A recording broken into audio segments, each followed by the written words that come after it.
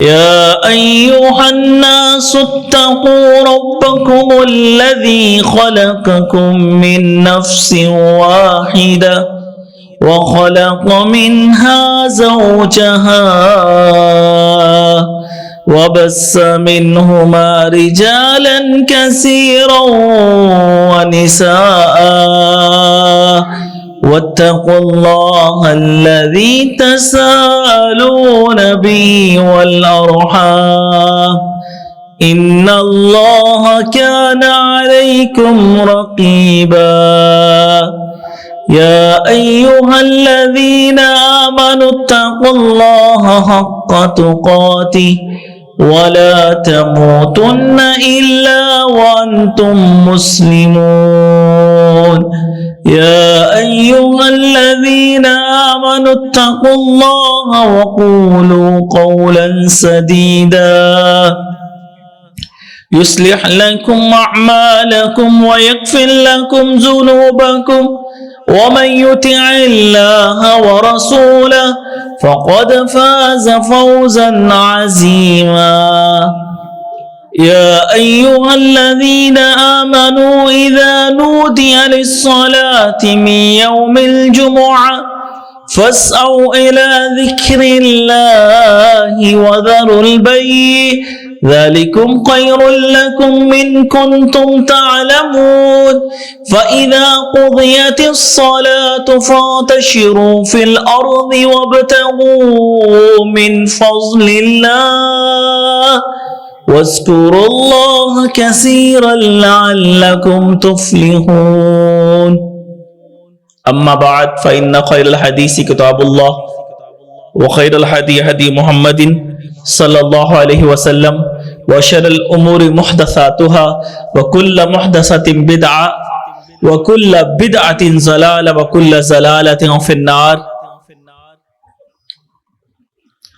أعوذ بالله السميع العليم من الشيطان الرجيم من همزه ونفخه ونفثه إن الله وملائكته يصلون على النبي يا أيها الذين آمنوا صلوا عليه وسلموا تسليما اللهم صل على محمد وعلى آل محمد كما صليت على إبراهيم وعلى آل إبراهيم إنك حميد مجيد اللهم بارك على محمد وعلى آل محمد كما باركت على إبراهيم وعلى آل إبراهيم إنك حميد مجيد رب اشرح لي صدري ويسر لي أمري واحلل عقدة من لساني يفقهوا قولي اللهم انفعني بما علمتني وعلمني ما ينفعني وزدني علما رب زدني علما رب زدني علما رب زدني علما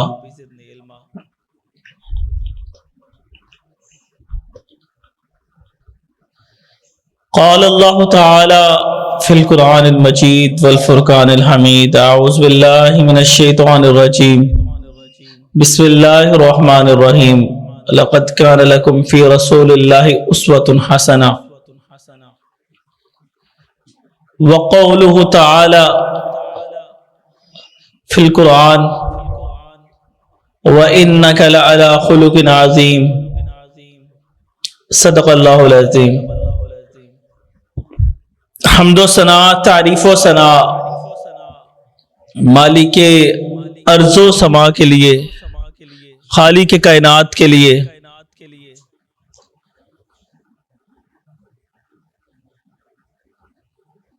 سمندروں کے پانی کو سیاہی بنا دیا جائے اور درختوں کو کلمے بنا کے اللہ رب العزت کے کلمات کو لکھنا شروع کر دیا جائے، تو اللہ تعالیٰ کے کلمات کی تعداد اتنی زیادہ ہے کہ وہ ہم لکھ کر حق ادا نہیں کر سکتے. 7 سمندر اور آ جائیں اور پھر اللہ رب العزت کے کلمات کو لکھنا شروع کر دیا جائے تو پھر بھی اللہ تعالیٰ کے کلمات کی تعداد ہم لکھ کر بیان کر کر حق ادا نہیں کر سکتے. ہر قسم کی حمد و ثنا اللہ رب العزت کے لیے. لا تعداد درود و سلام میرے اور آپ کے پیارے پیغمبر ہادی برحق رحمت عالم سید الکونین ختم النبیین حضرت محمد رسول اللہ صلی اللہ علیہ وآلہ وسلم کی ذات اقدس و مطہر پر ان سورج کی کرنوں سے بڑھ کر، ریت کے ذرات سے بڑھ کر، بارش کے قطرات سے بڑھ کر آپ علیہ الصلوۃ والسلام کی ذات اقدس و مطہر پر درود و سلام۔ حضرات ذی وقار،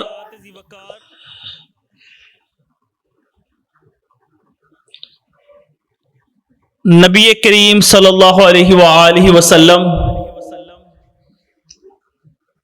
کہ جن کے آنے کی وجہ سے اللہ رب العزت نے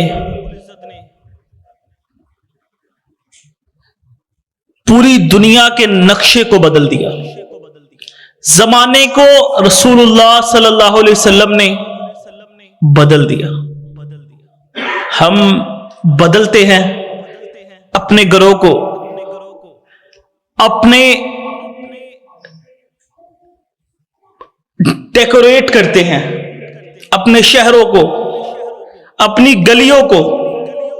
جس قدر انسان کے پاس وسائل ہوتے ہیں وہ اس قدر اپنے شہر کو، اپنے گھر کو، اپنی دکان کو، اپنے آفس کو، اپنے دفتر کو، کوئی لیڈر ہے وہ اپنے شہر کو، وہ اس کے نقشے کو تبدیل کر، لیکن اس کے باوجود انہی شہروں میں، آپ ادھر ہی بیٹھ جائیں تو بہتر ہے، اس کے باوجود انہی شہروں میں، انہی گھروں میں، انہی گلیوں میں وہی لوگ رہتے ہیں کہ جو اپنے آپ کو نہیں بدلتے، نہ اپنا ان کا طریقہ، نہ اپنا اخلاق، نہ اپنا کردار، نہ اپنا رسم و رواج بدلتے، ویسے کے ویسے رہتے ہیں۔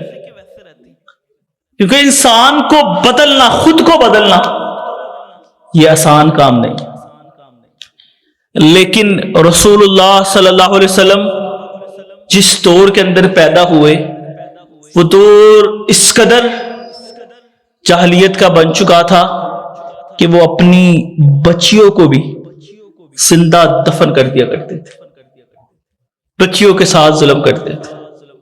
اور ایسا باپ، اتنا بڑا باپ کا حوصلہ تھا کہ لوگوں کی وجہ سے وہ کیا کرتا، اپنی بچیوں کو زندہ دفن کر دیتا۔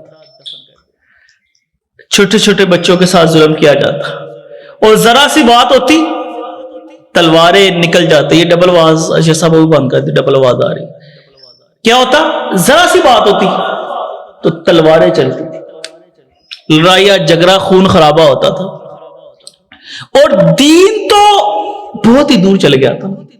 اس وقت اللہ تعالیٰ کا نام تو مشرکین مکہ نے ایسے بلا دیا تھا کہ وہ اپنے بزرگ لات، منات، عزا، حبل ان کی پوجا کیا کرتے تھے۔ اب شرک و بدعت تو فل عروج میں تھا نا، اور اس کے علاوہ کیا ہو رہا تھا، یہ دیکھیں، یہ ایکوالی جو ہے کیا ہوتا کہ لوگ اللہ تعالیٰ کے دین سے اتنا دور چلے جاتے،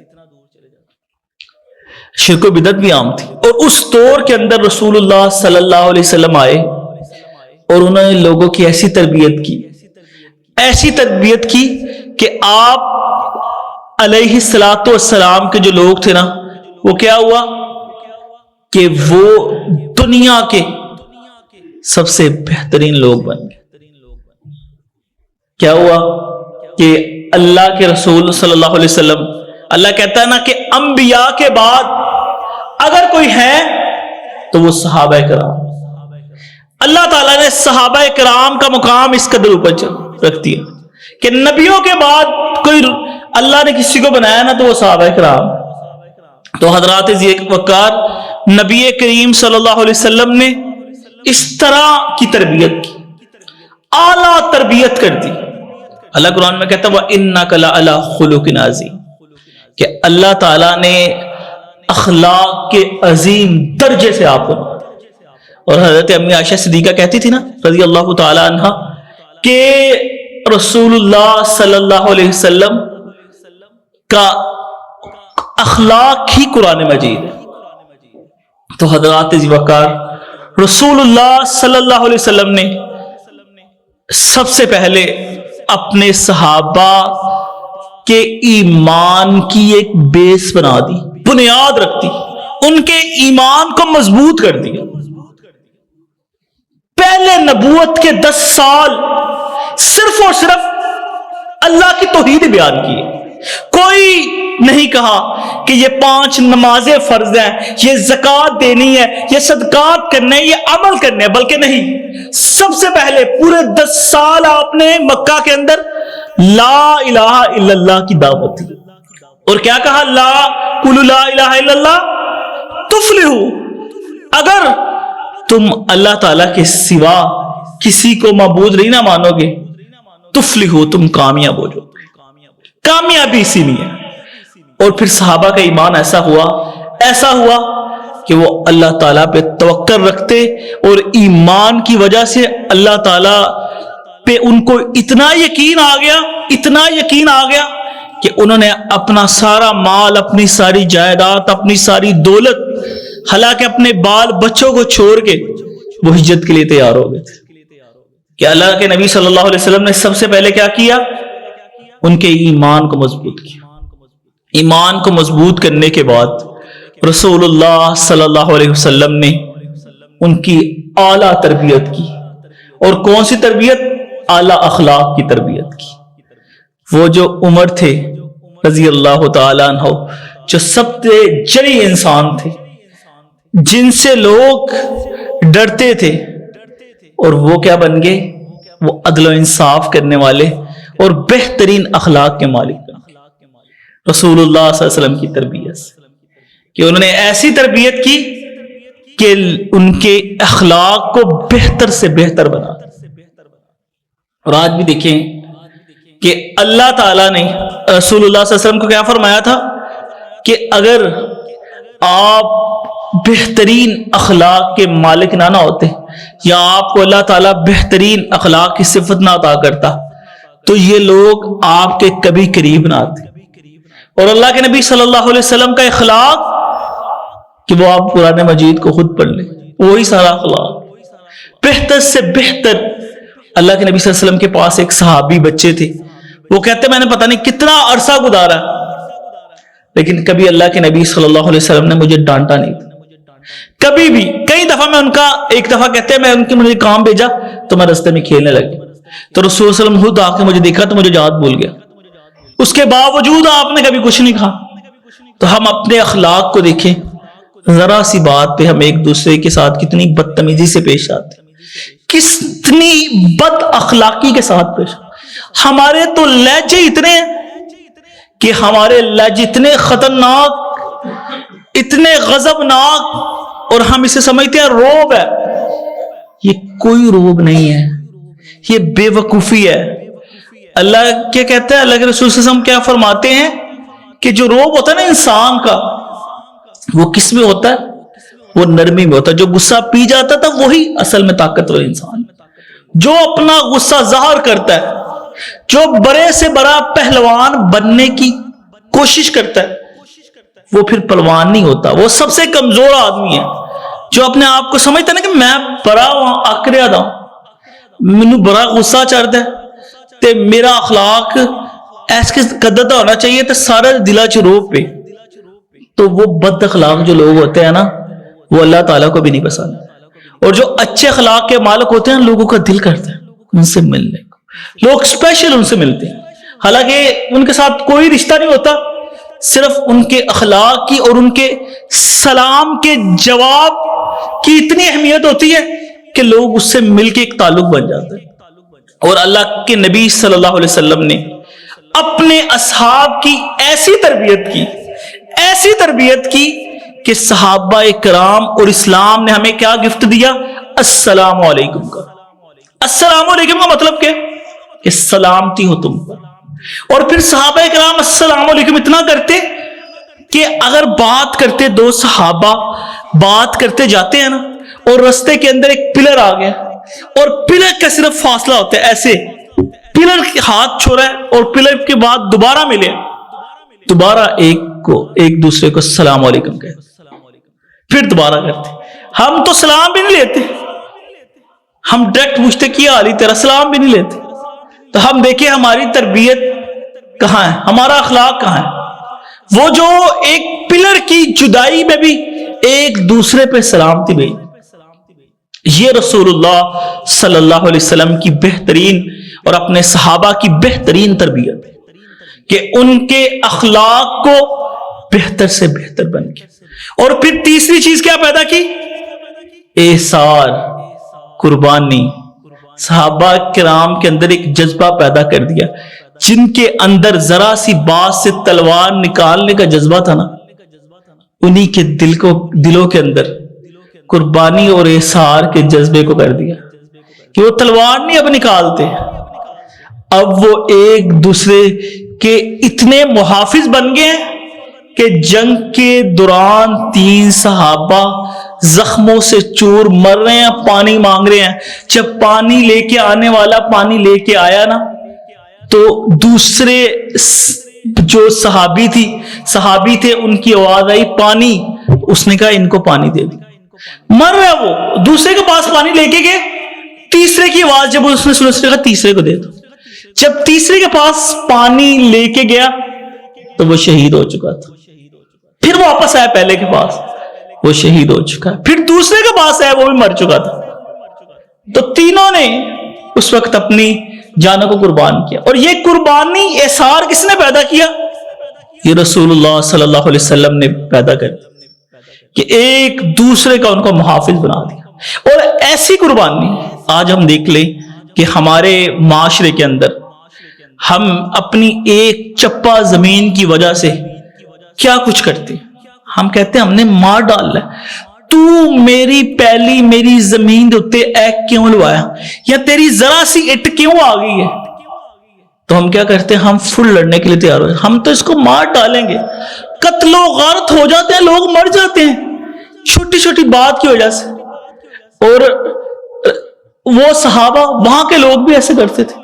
لیکن پھر رسول اللہ صلی اللہ علیہ وسلم نے ان کے اندر قربانی اور احسار کا ایسا جذبہ پیدا کیا کہ جو انصاری تھے, مدینے والے تھے, جب مہاجر ہجرت کر کے مکے والے آئے نا مدینے کے اندر, تو انہوں نے اپنی جو پراپرٹی تھی وہ بھی ان کے نام کر دی. انہوں نے کہا میرے پاس 2 جگہ, ایک تم لے لو. بلکہ اتنی بڑی قربانی کہ جس کی مثال آپ ہے کہ دیکھا کہ جو صحابی تھے کہ جو بالکل ان کے ساتھ کچھ ان کے پاس ہے ہی نہیں ہے, نہ ان کا اہل و عیال ہے. تو جس صحابی کی زیادہ بیویاں تھیں, 2 3 انہوں نے اپنے ایک بیوی کو طلاق دے دی تاکہ تم اس سے شادی کر سکو. اس سے بڑی کیا قربانی ہو سکتی؟ اپنا مال, اپنی جائیداد, اپنا اہل و عیال ایک دوسرے پہ قربان کر دی. یہ قربانی اور احسار کا جذبہ جو رسول اللہ صلی اللہ علیہ وسلم نے ان لوگوں کے دلوں میں پیدا کیا کہ جو دل اتنے سخت ہو چکے تھے کہ ذرا سی بات پہ ایک دوسرے کو مار ڈالتے تھے. اور جہالت کے سب سے عروج پہ لوگ تھے, جو جہالت کے سب سے زیادہ عروج پہ تھے, لیکن وہ ایک دوسرے کے محافظ بن گئے, ایک دوسرے پہ اپنی جانوں کو قربان کر رہے ہیں. اور پھر اس کے بعد رسول اللہ صلی اللہ علیہ وآلہ وسلم نے ان کی تربیت. آج اگر ہمارے پاس ایمان اور تقوی ہے, ہمارے پاس اخلاق نہیں ہوگا, کیونکہ جن کے پاس زیادہ علم ہوتا ہے وہ زیادہ عقل کے ساتھ اور بدتمیزی کے ساتھ پیش آتے ہیں. اب دیکھ لیں جو بڑے بڑے ہم سمجھتے ہیں پڑھے لکھے, اگر ان کے ساتھ ہم ملیں گے تو وہ بڑے غرور و تکبر میں ہوں گے, وہ صحیح طرح جواب نہیں دیتے. بندہ پوچھے تو کی ڈگری لے لی, پتہ نہیں کیا سمجھتے ہیں. اگر تعلیم ہونی چاہیے تو اس کے ساتھ تربیت بھی ہونی چاہیے, اور اگر تعلیم و تربیت ہے اور ایمان نہیں ہے نا, تو پھر اس تعلیم و تربیت کا بھی فائدہ ہے کہ وہ بندہ جتنا پڑھ لکھ کے بھی جہنم میں جائے گا, اس کی ساری تعلیم کا کیا فائدہ. تو رسول اللہ صلی اللہ علیہ وسلم نے اتنی اچھی تربیت کی کہ سب سے پہلے آپ نے ان کے ایمان کی بنیاد بنائی, پھر اخلاق کا عظیم پیکر بنایا, پھر احسار اور قربانی کا جذبہ پیدا کیا, اور پھر ان کو وَيُعَلِّمُهُمُ الْكِتَابَ وَالْحِكْمَةَ اعلیٰ سے اعلیٰ تربیت کی. اعلیٰ سے اعلیٰ تربیت. جب جنگ کے دوران، جنگ کے بعد مسلمانوں کی قید کے اندر کافر آئے نا، تو ان سے کیا معاہدہ کیا گیا تھا؟ ان سے فدیے میں کیا کیا؟ ان کو کہا ہم آپ کو چھوڑ دیں گے، لیکن آپ نے کیا کرنا ہے کہ آپ میں سے جو پڑھے لکھے لوگ ہیں نا، وہ ہمارے بچوں کو تربیت دیں. ہمارے بچے، ان کو انگریزی بولنی نہیں آتی، ہمارے بچوں کو تعلیم و لکھنے پڑھنے کا پتہ ہی نہیں ہے. تو یہ اسلام نے ہمیں تعلیم نہیں دی، بلکہ اللہ کے نبی صلی اللہ علیہ وسلم نے ان سے جو کافر تھے ان سے کہا کہ ہمارے بچوں کو لکھنا پڑھنا سکھاؤ، لکھنا پڑھنا سکھاؤ. ہمارے بچوں کو لکھنا پڑھنا آنا چاہیے تاکہ وہ لکھ سکے، معاشرے میں بیٹھ سکے، بات کر سکے، بڑے بڑے امبیسڈروں سے بات کر سکے. آج آپ نے دیکھے اللہ کے فضل و کرم سے پاکستان نیو یارک کے اندر جھنڈے گاڑ رہے کہ نہیں، کہ جہاں امریکہ کا دوسرا کا جھنڈا تو اس کے درمیان کے اندر اللہ تعالیٰ نے پاکستان کا جھنڈا لگا دیا. یہ اللہ نے عزت بخشی ہے کہ نہیں؟ ہمارے ملک اتنی عزت بخشی ہے کہ آج وہ لوگ جو عرب میں پتہ کیا کہتے تھے؟ عرب میں یہ کہتے تھے کلو پاکستانی، کلو پاکستانی حرام. ان میں جو حرامی کا لفظ ہے وہ چور کو کھا جاتا ہے. یا جس طرح ہمارے لوگ وہاں بری حرکتیں جا کے کرتے ہیں، فراڈ کرتے ہیں، دغا بازی کرتے ہیں، پاکستان میں دا نہیں لگتا وہاں دا لگاتے ہیں، ان لوگوں کی وجہ سے وہاں یہ پھیلا تھا. آج وہ پاکستان کے ساتھ دوستی کے ترانے گا رہے ہیں، فخر کے ساتھ کہتے ہیں کہ پاکستان ہمارا دوست. اللہ تعالیٰ نے ہمیں دوبارہ کفار کے سامنے سیسا پلائی ہوئی تلوار بننے کی وجہ سے اللہ تعالیٰ نے دوبارہ عزت دی ہے، مقام دی ہے کہ ہر ملک پاکستان کی عزت کر رہا ہے. اور یہی تو ہمیں اسلام نے تربیت ہماری کی تھی کہ اللہ تعالیٰ ہر ایک کافر کو گھٹنے ٹیکنے پہ ہمارے آگے مجبور کر. اور جو ہمارے آرمی چیف ہے وہ کیا کہتے ہیں کہ اللہ تعالیٰ نے، حقیقت بات ہے کہ دو ایسی ریاستیں ہیں کہ جن کی بیس اسلام. ایک تو وہ جو سب سے عظیم ریاست ہے، جو جس طرح کی ریاست بن ہی نہیں سکتی، وہ کون سی ریاست؟ جو ہمارے رسول اللہ صلی اللہ علیہ وسلم نے بنائی. اور اس کے بعد اگر دوسری کوئی ریاست بنی ہے نا کہ جو اسلام کے نام پہ بنی ہے، وہ پھر ایک ہی ہے، پاکستان. اور یہ پاکستان ایسی ریاست ہے کہ اگر اسلامک ممالکوں میں سے صرف پاکستان کے پاس ہی ایٹمی طاقت ہے، کسی اسلامی دوسرے ملک کے پاس ایٹمی طاقت نہیں. اور اللہ تعالیٰ نے اس کو ایسی ایٹمی طاقت دی ہے. اللہ تعالیٰ ڈاکٹر عبد القدیر کی قبر پہ اپنی کروڑ رحمت نازل فرمائے کہ ایسی اللہ تعالیٰ نے پاکستان کو طاقت دی ہے کہ اللہ کے فضل و کرم سے ہم ہر ایک کو جھکا سکتے. اب دیکھیں، اسرائیل نے جب پاکستان کی طرف دھمکی لگائی ہے تو پاکستان تو اسی انتظار میں بیٹھا ہوا ہے کہ وہ کہے ہمیں کچھ. ہم تو ان کو مارنے کے لیے تیار ہیں، ہمیں تو وہ لگتے ہی بہت برے ہیں، زہر کی طرح لگتے ہیں.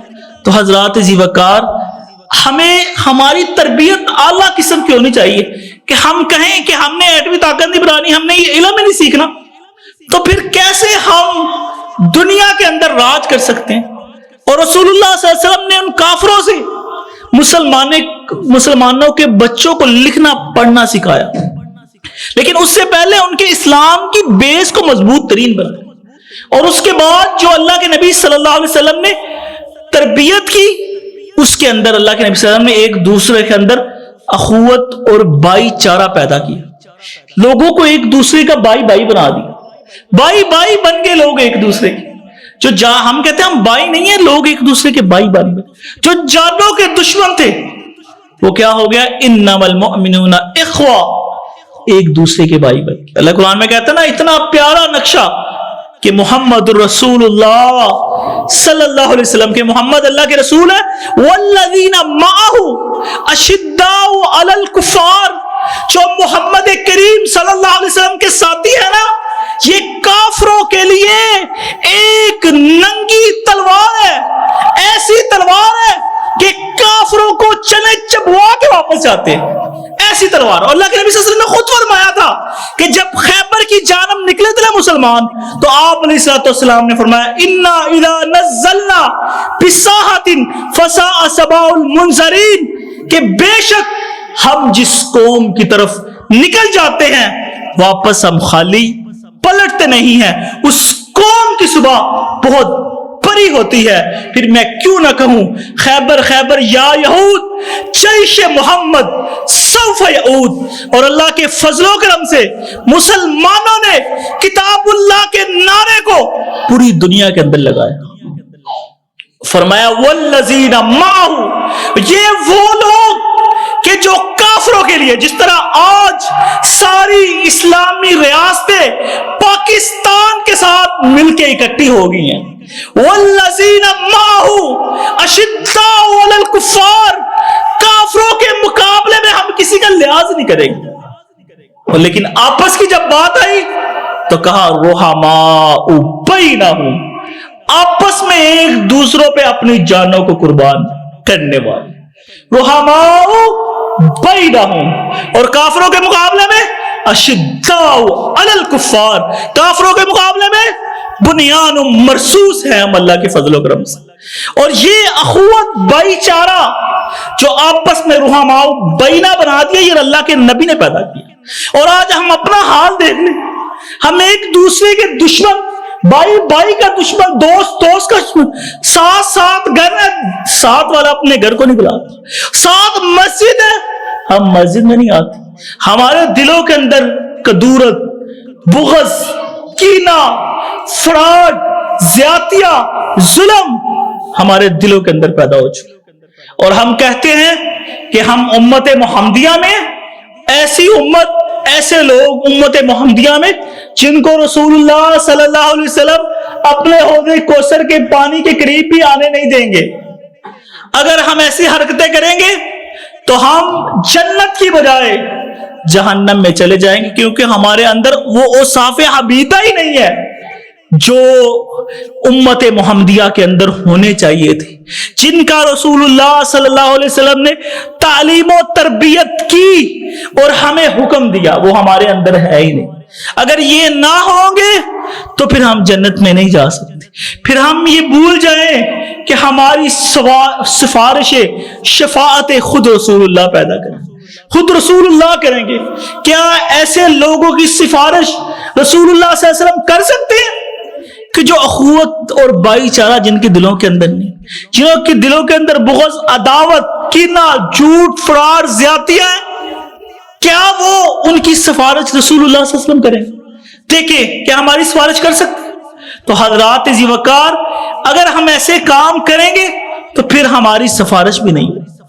اگر ہم کہتے ہیں کہ ہم اس آئینے میں آ جائیں، اس آئینے کی وجہ سے ہمارے کردار، ہمارے اخلاق، ہمارا ایمان مضبوط ہو جائے، تو ہمیں پھر لقد کان لکم فی رسول اللہ اسوۃ حسنہ، اس کے مطابق اپنی زندگی کو بدلنا ہوگا۔ اگر ہم اس کے مطابق اپنی زندگی کو نہیں بدلیں گے تو پھر ہم انہیں لوگوں میں شامل ہوں گے جن لوگوں میں پہلی قوموں کو شامل کر دیا گیا تھا۔ اللہ سے دعا ہے کہ اللہ تعالی ہمیں عمل کرنے کی توفیق عطا فرمائے۔ وما علینا الا البلاغ المبین۔